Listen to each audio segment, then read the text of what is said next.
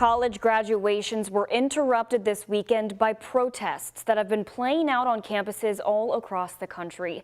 It's our top story here on the Night Team. Thanks for joining us. I'm Alex Dieterer.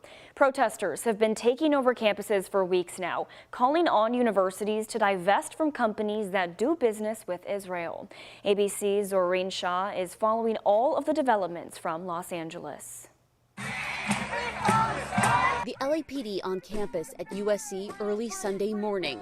The school's Department of Public Safety says officers were called in to provide security as the university worked to peacefully remove an illegal encampment. It seemed like the people in the encampment followed LAPD's orders. No arrests have been reported.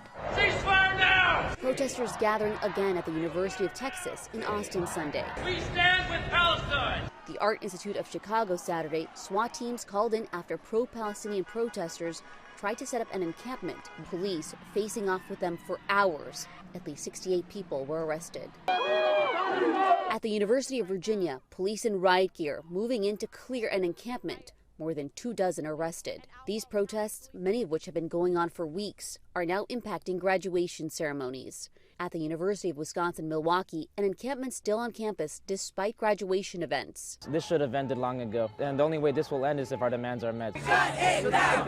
Shut it down! The University of Michigan's graduation was briefly interrupted by pro-Palestinian protesters chanting and waving Palestinian flags.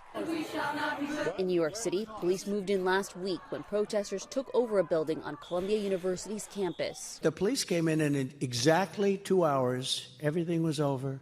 It was a beautiful thing to watch. These protests happening amid the war in Gaza are now a campaign issue. Breaking windows, shutting down campuses, forcing the cancellation of classes and graduations. None of this is a peaceful protest. New York City Mayor Eric Adams has said many of those arrested have been what he called outside agitators. When those protests reach the point of violence, as the president stated, we have to ensure that we use a minimum amount of force to terminate what is perceived to be a threat.